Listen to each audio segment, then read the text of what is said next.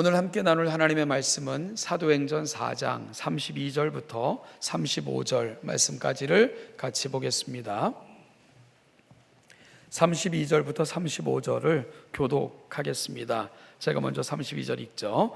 믿는 무리가 한 마음과 한 뜻이 되어 모든 물건을 서로 통용하고 자기 재물을 조금이라도 자기 것이라 하는 이가 하나도 없더라.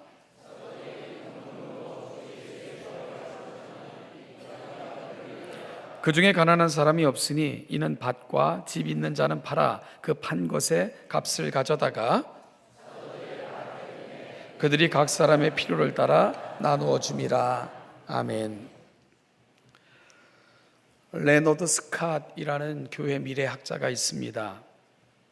이분이 21세기 교회는 어디로 가야 하는가에 대한 전망을 담은 책을 저술을 했습니다. 이 번역된 책 제목이 이 원제와 너무 달라. 그 책 제목을 제가 그냥 한번 말씀드려 보면 First Century Passion for the 21st Century World라는 제목인데요.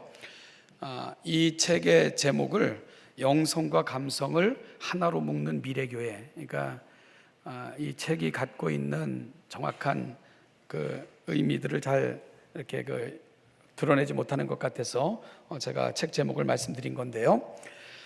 책 제목에서 암시하는 것처럼 이 책은 21세기의 교회는 어디로 가야 되는가에 대한 전망을 담고 있는 책입니다.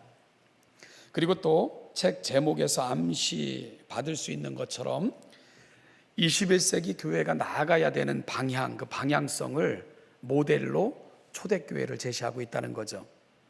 그래서 책 제목대로 이렇게 번역을 해보면 21세기 세계를 위한 초대교회의 열정 정도로 번역이 될 수 있는 책이지요.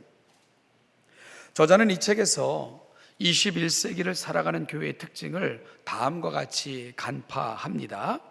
성경을 믿는 교회에 성경을 읽지 않는 사람들로 가득 찬 문화, 영혼 구원을 핵심으로 여기는 교회에 영혼 구원을 개인적으로 체험해 본 적이 없는 사람들로 가득 찬 문화, 소비주의가 제일 종교가 된 문화, 성경이 세상을 바라보는 시각을 더 이상 제공해 주지 못하는 문화, 이것이 바로 21세기 교회가 갖고 있는 문제이다라고 진단을 했습니다.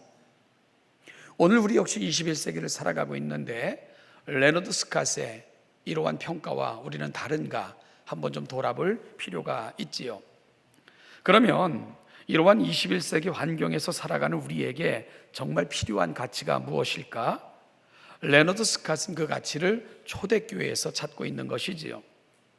그러면서 그는 21세기의 교회들이 놓치고 있는 초대교회가 보여주었던 아름다운 가치를 4가지로 제시를 합니다.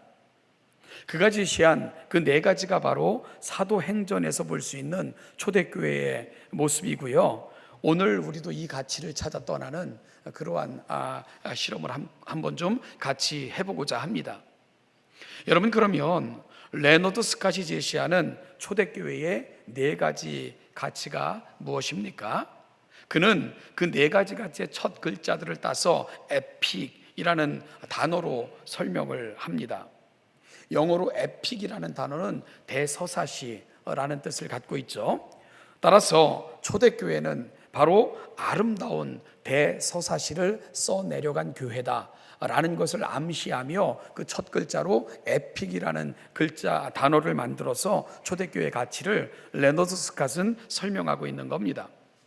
그러면 그가 보여주고 있는 초대교회의 4가지 가치, 바로 현대교회가 놓치고 있는 것은 뭘까? 첫째로요, 레너드 스캇이 제시한 초대교회의 특징은 경험하고 느끼는 교회였다라고 진단을 합니다. 경험하고 느끼는 교회, 이것이 레너드 스캇이 제시한 초대교회의 첫 번째 특징이었습니다. 토마스 아퀴나스라는 유명한 신학자가 있습니다. 그는 가톨릭 신학자인데요, 신학의 거의 모든 방면에 걸친 글을 썼지요. 그래서 그가 쓴 모든 신학적인 글들을 모아놓은 책을 신학대전이라고 부릅니다. 신학의 백과사전이다, 이렇게 부르고 있는 거예요. 그만큼 그는 광범위한 신학에 대한 글을 쓴 학자이지요. 그는 아리스토텔레스 철학에 입각하여 매우 논리적으로 신학을 전개했고, 철학의 모든 분야에 손을 댔던 아리스토텔레스처럼 신학의 모든 분야에 손을 대고 싶어하는 그러한 열망을 갖고 책을 저술했던 그러한 뛰어난 신학자였습니다. 그는 매우 이성적이고 합리적인 사람이었지요. 그런 그가 말년에 하나님의 사랑을 직접 체험하게 됩니다. 그 순간부터 아퀴나스는 지필을 멈추고 지금까지 자신이 썼던 글들은 모두 지푸라기에 지나지 않는다고 고백을 했어요. 그러면서 그는 아주 유명한 고백을 남겼습니다. 하나님에 대해 말하는 것과 하나님을 경험하는 것은 전혀 다른 문제이다. 이런 놀라운 고백을 우리에게 들려줬습니다. 하나님에 대해 말하는 것과 하나님을 경험하는 것은 전혀 다른 일이다. 사랑하는 성도 여러분, 초대교회는 하나님에 대해서 말했던 사람들이 아닙니다. 그들은 하나님을 경험했던 사람들입니다. 그리고 그 경험이 그들의 가슴이 된 교회, 바로 초대교회였습니다. 그래서 그 경험은 따뜻한 가슴이 되어 모두가 느끼는 모습으로 세상에 다가갈 수 있었던 것입니다. 그 모습을 오늘 본문 32절은 이렇게 표현하고 있습니다. 믿는 무리가 한 마음과 한 뜻이 되어 모든 물건을 서로 통용하고 자기 재물을 조금이라도 자기 것이라 하는 이가 하나도 없더라. 여러분, 그러자 이 하나님을 경험하고 그 하나님을 경험한 가슴을 가지고 세상으로 나아갔을 때 어떤 일들이 벌어지게 된 겁니까? 2장 47절에서 이미 살핀 것처럼 이런 결과가 나타나게 된 것이지요. 하나님을 찬미하며 또 온 백성에게 칭송을 받으니 주께서 구원받는 사람을 날마다 더하게 하시니라. 이런 결과가 초대교회에게 나타나게 된 것입니다. 요즘 건강에 대한 관심들이 참 많으시죠? 그러다 보니까 각종 건강에 관한 의료기기들이 이렇게 팔리고 있습니다. 특히 그 어르신들이 주요 고객들이기도 하신데요. 여러분, 건강을 위한 의료기기를 파는 사람들이 이렇게 판매를 하기 위해 사용하는 방법이 뭡니까? 어떤 그 전시장을 마련해 놓고는 무한정 체험하고 느끼게 해주는 거잖아요.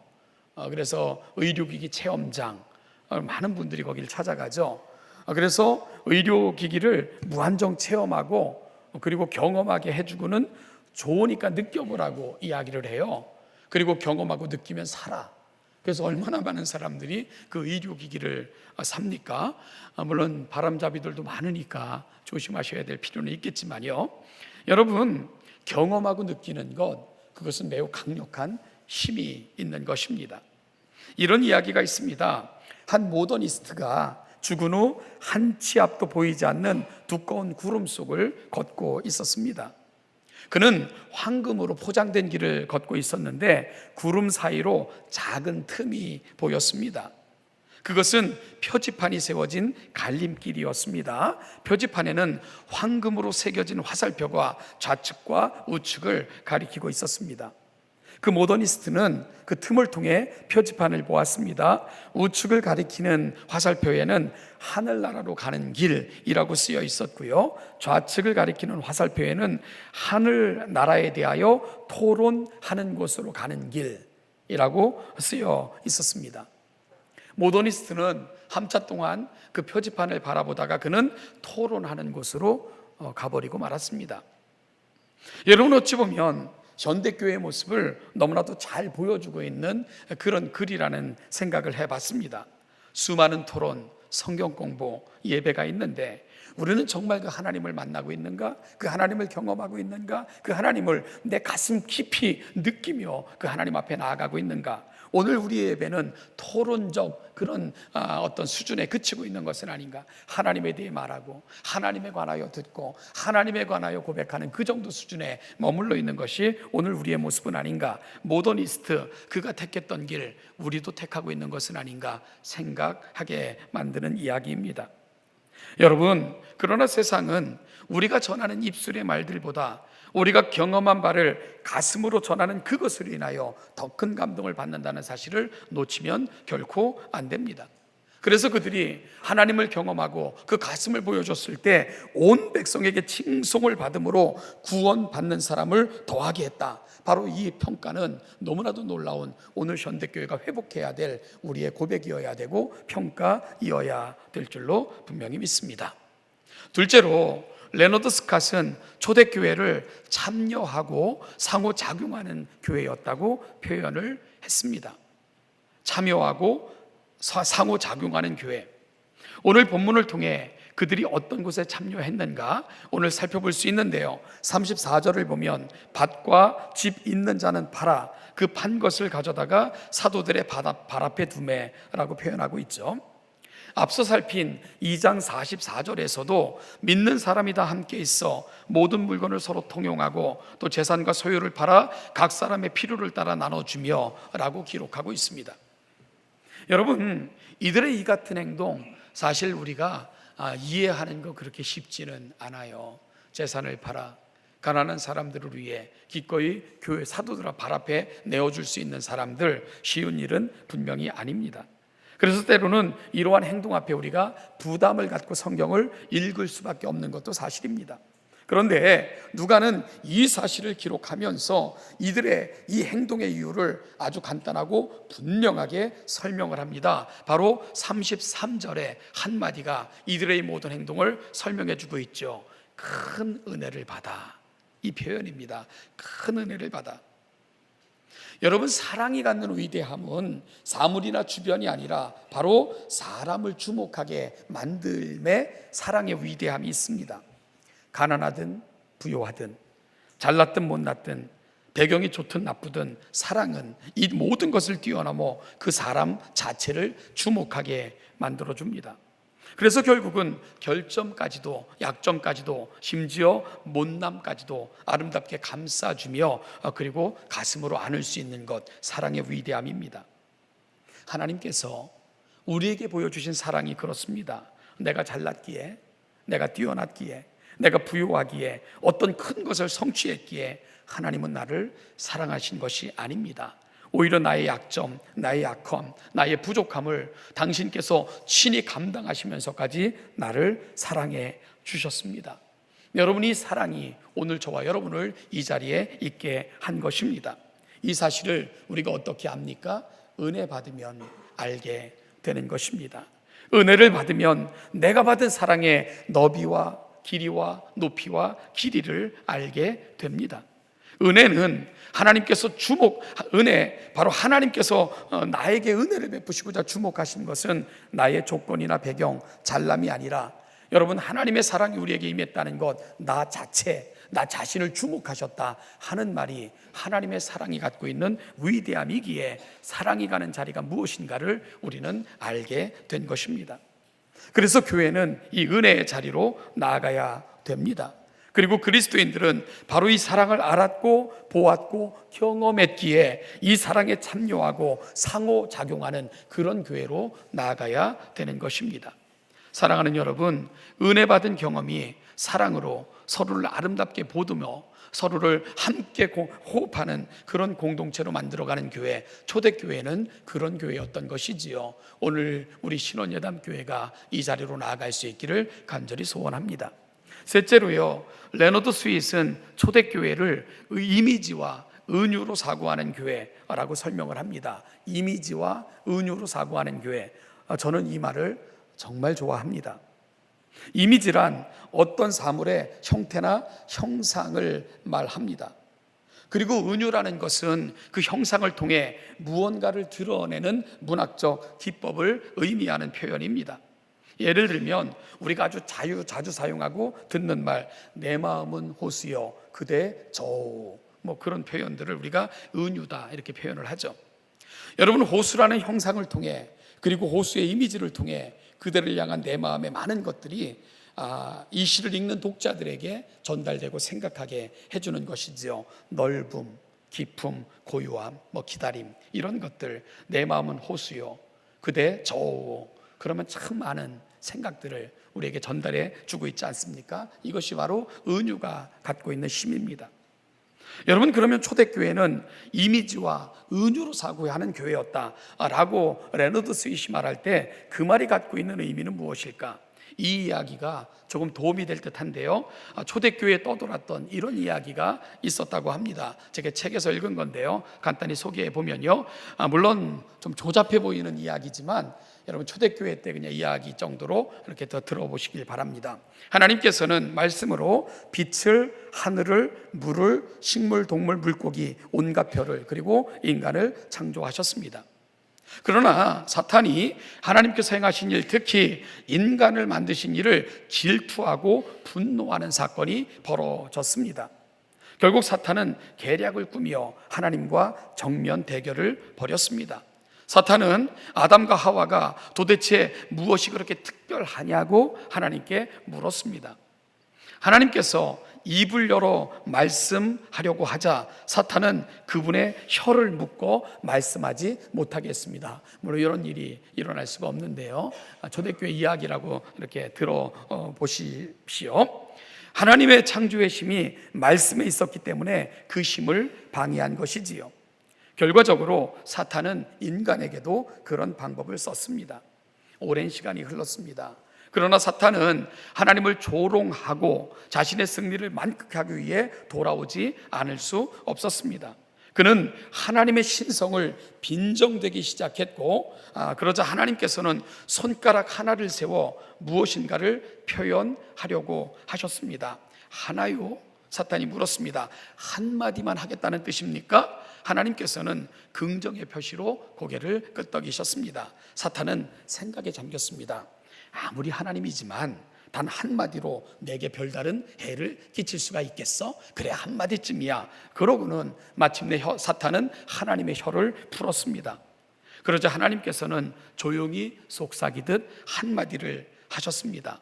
그리고 그 한마디는 온 우주 구석구석에 울려 퍼져나갔습니다. 그 한마디는 하나님의 모든 자녀들이 하늘나라에 무조건 들어갈 수 있음을 의미했습니다. 하나님의 그 한마디, 예수였습니다. 이런 얘기예요. 예수는 하나님의 이미지이고 그분의 은유입니다. 그 한 분 안에서 세상은 하나님의 무한을, 그리고 하나님의 모든 것을, 그리고 상상의 나라를 펴요 그 하나님께서 우리 가운데 행하시는 그 놀라운 것들을 우리가 경험하게 되는 것이지요. 여러분, 그러면 이 시대에 세상에 하나님을 보여줄 수 있는 최고의 이미지와 은유는 무엇일까? 교회입니다. 교회입니다. 죄에 매여 사탄의 종노릇하는 세상을 향해 하나님께서 이 시대 희망을 한마디로 표현하신다면 교회라고 말씀하셨을 것입니다. 초대교회가 그렇듯 그 초대교회를 통해 세상에 희망을 보여주셨던 하나님은 지금 저와 여러분들을 통해서도 세상에 이 희망을 보여주고 싶어 하십니다. 바로 교회를 통해 세상은 하나님은 어떤 분이시고 무엇을 원하시고 무엇을 소원하시는지를 알게 될 것입니다. 교회는 하나님의 이미지이고 하나님의 은유입니다. 저와 여러분들이 그러합니다. 잊지 마시기를 축복합니다. 마지막으로 레너드 스캇은 초대교회를 관계가 살아있는 공동체를 세우는 교회라고 정의를 했습니다. 관계가 살아있는 공동체를 세우는 교회. 초대교회 많은 성도들은 자발적인 참여를 통해 서로의 필요를 채워갔습니다. 그래서 34절에 보니까 그 중에 가난한 사람이 없었다라고 말을 합니다. 여러분, 모두가 부자가 되었다는 말은 아닐 것입니다. 가난한 사람, 즉 못 먹고 못 입고 잘 거처가 없는 사람들은 없었다, 이 정도의 표현일 것이에요. 우리가 흔히 오해하는 말 중에 잘 산다라는 말이 있어요. 여러분, 이 말에 대한 오해는 생각보다 심각합니다. 그래서 이 말에 대한 오해로 말미암아 잘 살자고 외치는데 정말 잘 못 살게 되는 세상을 우리가 만들고 있기 때문이지요. 그러면 여러분, 그 사람은 잘 살아, 그 가정은 잘 살아. 그러면 여러분들은 딱 떠오르는 생각이 뭡니까? 돈이 많다, 이런 생각이잖아요. 그래서 돈이 많은 사람들을 보면, 가정을 보면, 저 집은 잘 살아, 저 사람은 잘 살아, 이렇게 너무 쉽게 말하잖아요. 근데 여러분, 돈이 많은 것은 잘 산다 표현하는 게 아니에요. 부자다, 이렇게 표현하는 거죠. 그렇다면 잘 산다는 의미가 뭡니까? 잘 산다는 것은요, 사람이 살면서 지켜야 할 도리와 서로에 대한 예의, 그리고 바른 가치관을 갖고 살 때 그 사람 가리켜 우리가 잘 산다 이렇게 표현해야 되는 거예요. 그런데 우리는 잘 산다는 말을 잘못 이해함으로 말미암아 잘 살기 위해서 수단과 방법을 가리지 않고 돈을 모으면 잘 산다고 이야기하니까 세상이 이렇게 돼버리고 만 겁니다. 따라서 초대교회가 가난한 사람이 없다는 말은 부자가 되었다는 말이 아니에요.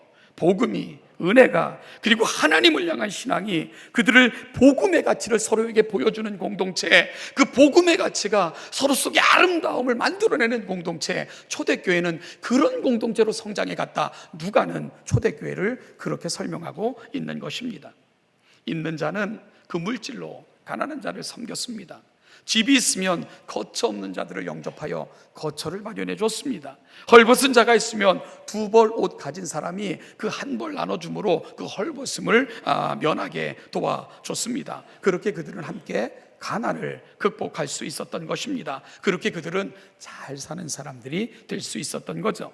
그래서 레너드 스윗이 초대교회를 정의할 때 관계가 살아있는 공동체를 세우는 교회, 저는 매우 적절한 표현이라고 생각을 했습니다. 그래서 여러분들에게 그의 말을 소개한 것입니다. 사랑하는 여러분, 그래서 35절을 보면 아주 귀한 표현이 나오고 있는데요, 사도들의 발 앞에 둠에 그들이 어떻다고요? 각 사람의 필요를 따라 나누어 주었다라는 표현이 등장을 합니다. 그들은 서로에게, 이웃에게, 그리고 형제에게 무엇이 필요한가를 알았던 것입니다. 그만큼 그리는 친밀한 공동체로 서로를 가슴에 보듬는, 함께 그 필요를 채워주는 공동체로 초대교회는 그렇게 나아갔던 것이지요. 현대인의 가장 슬픈 병 중 하나인 치매에 관해서 이렇게 방송하는 것을 지켜보았습니다. 치매의 현실 참 아프죠, 그죠? 자기의 이력을 잊고 잃어버리는 거, 그게 얼마나 슬픈 일입니까? 그런데 그 방송 중에는 치매를 완전하진 않아도 부분적으로라도 이겨낸 사람들의 고백과 이야기가 함께 전달되고 있었습니다. 치매를 극복한 사람들, 이들에게는 그 공통점이 있었어요. 여러분, 그 공통점이 뭔지 압니까? 살아있는 관계. 이것이 바로 이들에게 기적을 만들어내고 있었습니다. 헌신과 눈물, 함께하는 수고, 이것들이 작은 기적을 만들어내고 있었던 것이지요.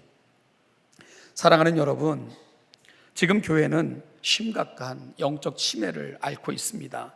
받은 은혜도요, 오래가지 못하고, 과거에 내가 만났던 그 하나님과의 관계도 잊혀져 가고, 무엇보다도 성도 간의 친밀한 교제도 사라져가는 이 현실을 우리가 바라보고 있습니다. 뜨거운 감동도 사라져가는 그런 모습이 우리의 모습인 것 같은 안타까움도 보고 있습니다. 사탄이 우리 입술을 묶어 놓은 듯 우리는 감히 세상을 향해 소리조차 내지 못하고 숨죽이며 무늬만 유지한 채 살아가는 것이 오늘 우리의 모습은 아닌가 걱정스럽기도 합니다. 우리는 어디로 가야 할까요? 잠시 신원예담교회 공익광고협의회가 보내드리는 광고입니다. 금요심야기도에 나오세요. 여러분에게 금요심야기도를 추천합니다. 입술이 풀려 하나님을 뜨겁게 찬양하고 우리 마음속에 간직한 그 뜨거움을 하나님 앞에 토로해내며 우리 지체들을 가슴에 안고 병든 지체, 마음이 아픈 자, 힘들어하는 지체를 향해 부르짖어 기도하는 시간, 여러분 초대교회를 닮아 있는 모습 우리는 심야기도를 통해 경험할 수 있을 것입니다.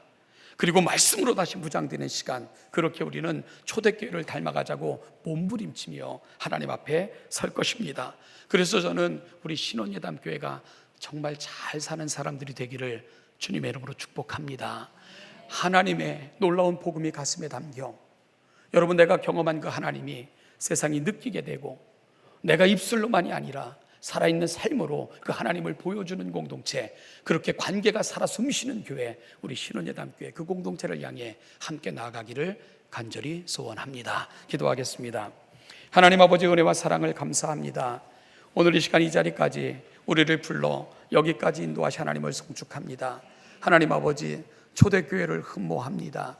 오늘 이 시대 속에 우리가 그 가치를 부둥켜 안고 가치를 보여줌으로 정말 잘 사는 사람들이 넘쳐나는 세상에 대한 꿈을 꾸는 우리 신원여담교회가 되게 하여 주시옵소서. 감사드리며 예수님의 이름으로 기도하옵나이다. 아멘.